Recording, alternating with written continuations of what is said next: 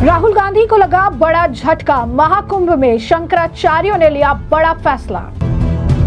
राहुल गांधी को हिंदू धर्म से बहिष्कृत करने का प्रस्ताव पारित। मनुस्मृति के खिलाफ राहुल गांधी के बयान पर परम धर्म संसद ने पारित किया निंदा प्रस्ताव। स्वामी अविमुक्तेश्वरानंद के शिविर में लिया गया फैसला। नमस्कार, मैं अंजलि मिश्रा, स्वागत है आप सभी का हमारे चैनल में।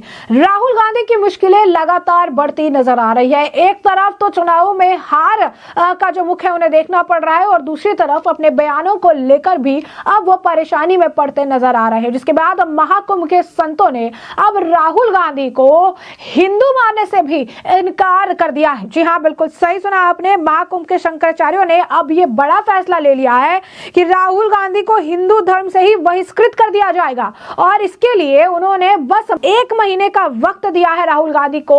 जवाब उन्हें कहा है कि दाखिल करना पड़ेगा और नहीं तो ये बड़ा फैसला वो लेंगे। आपको बता दें कि उत्तर प्रदेश स्थित प्रयागराज महाकुंभ में एक धर्म संसद के दौरान भारतीय राष्ट्रीय कांग्रेस के नेता और लोकसभा के नेता प्रतिपक्ष राहुल गांधी को लेकर एक प्रस्ताव पास हुआ है।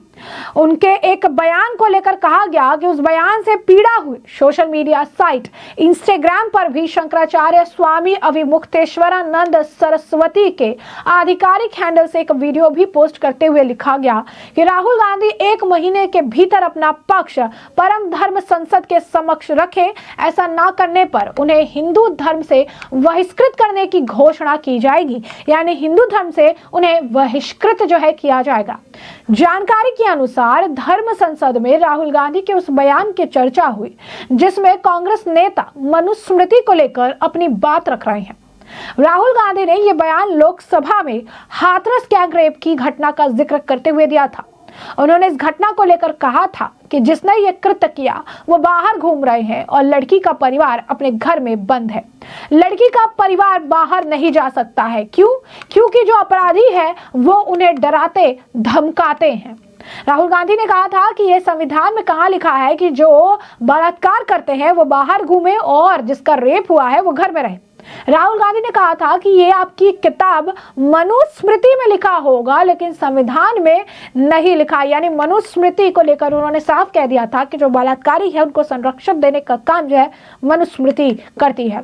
राहुल गांधी के इसी बयान के खिलाफ धर्मासद विकास पाटनी ने निंदा प्रस्ताव रखा, जिस पर शंकराचार्य अविमुक्तेश्वरानंद सरस्वती ने कहा कि सोशल मीडिया पर प्रसारित हो रहे एक वीडियो क्लिप में नेता प्रतिपक्ष राहुल गांधी को इस आशय का व्यक्तित्व कहते देखा जा सकता है कि मनुस्मृति बलात्कारियों के संरक्षण देती है। इसे मनुस्मृति का पवित्र ग्रंथ मानने वाले करोड़ों आस्थावान लोगों को बड़ी पीड़ा हुई है।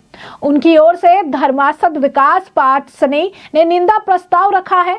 परम संसद 1008 राहुल गांधी के इस वक्तव्य की घोर निंदा करती है तथा अपने आशय को स्पष्ट करने या क्षमा याचना की मांग करती है और 1 महीने में वो ये भी बताए कि उन्होंने इस आधार पर हिंदू धर्म की निंदा करने पर क्यों न हिंदू धर्म से बहिष्कृत किया जाए।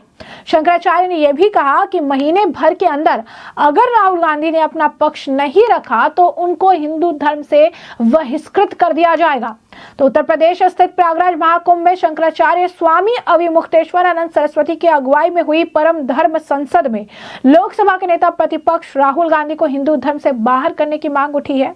अब इस पर नगीना से सांसद चंद्रशेखर आजाद, बीजेपी सांसद दिनेश शर्मा, केंद्रीय मंत्री एसपी सिंह बघेल और कांग्रेस नेता सीपी राय ने भी प्रतिक्रिया दी है। तो राहुल गांधी बनाम शंकराचार्य के मामले पर आजाद समाज पार्टी के चंद्रशेखर आजाद ने कहा कि ये तो वो दोनों ही जाने, लेकिन देश संविधान से चलता है, मनुस्मृति से नहीं।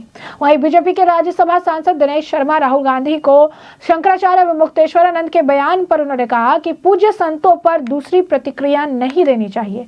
अभी तक राहुल गांधी ने खुद नहीं कहा है कि वे हिंदू हैं। पहले राहुल धर्म की घोषणा करे। लोग कहते हैं कि वो किस धर्म के हैं, पहले घोषणा करे। इस प्रस्ताव पर कांग्रेस नेता सीपी राय ने भी प्रतिक्रिया दी। उन्होंने भी कहा कि शंकराचार्य जिस दिन पीएम मोदी और आरएसएस चीफ मोहन भागवत ने आप चारों को धता बताकर राम मंदिर का शुभारंभ कर दिया था, उस दिन यदि उन दोनों के खिलाफ आप लोगों ने कोई प्रस्ताव पास करने की हिम्मत की होती तो आपको अधिकार होता राहुल गांधी के खिलाफ भी कुछ कहने का। पर अब तो आप राजनीति करते हुए दिख रहे हैं। हाँ, मनुस्मृति इस वर्तमान समाज में बिल्कुल मंजूर नहीं है। मेरे खिलाफ भी आप आदेश जारी कर दीजिए। यानी कहीं ना कहीं कांग्रेस एक बार फिर से राहुल गांधी का जो बचाव है ये करती नजर आ रही है। राहुल गांधी का जो है बचाव कर रही है, लेकिन यहाँ पर साफ तौर पर देखा जा सकता है कि राहुल गांधी की मुश्किलें अब बढ़ने वाली है, क्योंकि अब उन्हें 1 महीने का ही वक्त जो है दिया गया है। 1 महीने के अंदर ही उन्हें जवाब दाखिल करना पड़ेगा।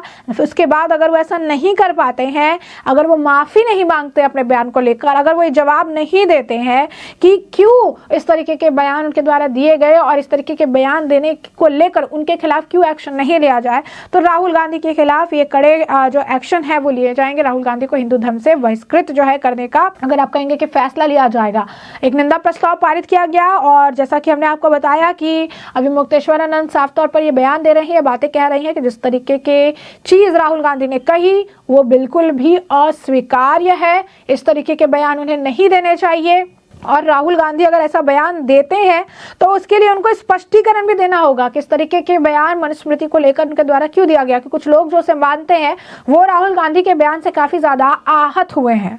यही नहीं, आपको बता दें कि स्वामी अभी मुक्तेश्वरानंद ने गंगा की शुद्धता की भी रिपोर्ट जो है वो उन्होंने मांगी है। उन्होंने कहा है कि आज गंगा यमुना के जल में प्रदूषण की भी बातें कही जा रही है। आपको बता दें कि हाल ही फिलहाल में जो अरविंद केजरीवाल हैं उन्होंने कहा था किस तरीके से यमुना में जहर घोलने की बात उनके द्वारा कही गई थी। उस वक्त उन्होंने हरियाणा को लेकर जो है काफी सारे आरोप लगाए थे, हरियाणा सरकार पर भी आरोप लगाए थे।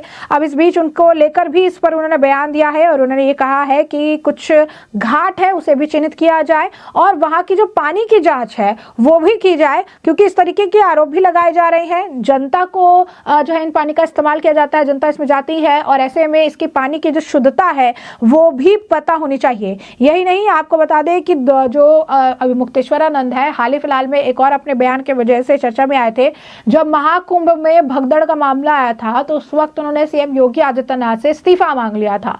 इस मामले को लेकर भी कई तरह के बयान देखने के लिए मिले थे और ये कहा गया था कि जो अभी मुक्तेश्वरानंद है वो कहीं ना कहीं राजनीति की वजह से सीएम योगी आदित्यनाथ को टारगेट कर रहे हैं और सीएम योगी आदित्यनाथ से जो है यहाँ पर इस्तीफा मांग रहे हैं। यही नहीं, कुछ अन्य जो शंकराचार्य है उनके भी बयान सामने आए थे जहां पर वो ये बात साफ स्पष्ट तौर पर कह रहे थे कि वो स्वामी अभी मुक्तेश्वरानंद को शंकराचार्य मानते ही नहीं है। उन्हें क्यों इसलिए नहीं मानते हैं क्योंकि आज तक मतलब आजकल वो एक राजनीतिक पार्टी के हिसाब से चलने लगे हैं, एक राजनीतिक एजेंडे को सपोर्ट करते हैं और एक राजनीतिक पार्टी से प्रेरित होकर बयान देते हैं। ये हाल ही फिलहाल की बातें हैं जब इस तरीके से ये बयान अभी मुक्तेश्वरानंद के खिलाफ दिया गया था। ये अन्य शंकराचार्यों द्वारा दिया गया था जहां पर उनके ऊपर ये आरोप भी लगाए गए थे कि वो एक पार्टी का होकर अन्य पार्टी के खिलाफ इस तरीके के बयान देते हैं, राजनीति कर रही है, राजनीति से प्रेरित होकर बयान देते हैं और इसी वजह से वो शंकराचार्य नहीं है। अब देखिए कि इस तरीके के बयान आए थे और उसके ठीक बाद अब उन्होंने राहुल गांधी के मनुस्मृति को लेकर दिए गए बयान पर प्रतिक्रिया दी। बकायदा जो है इस पर एक प्रस्ताव भी पारित कर दिया गया, 1 महीने का वक्त भी दिया गया है और कहा गया है कि बयान जारी करें, माफी मांगे और क्यों एक्शन ना लिया जाए इसके बारे में भी बताएं, नहीं तो राहुल गांधी को हिंदू धर्म से बहिष्कृत करने का ऐलान जो है उनके द्वारा कर दिया जाएगा। तो ऐसे में हमने आपको जो पूरा मामला है विस्तार से बताया है कि ये पूरा मामला क्या है और ऐसे में अब स्वामी अभी मुक्तेश्वरानंद के इस बयान पर राहुल गांधी के खिलाफ पास हुए इस निंदा प्रस्ताव पर आपकी भी जो राय हो हमें कमेंट सेक्शन में कमेंट करके जरूर से जरूर साझा करिएगा। धन्यवाद।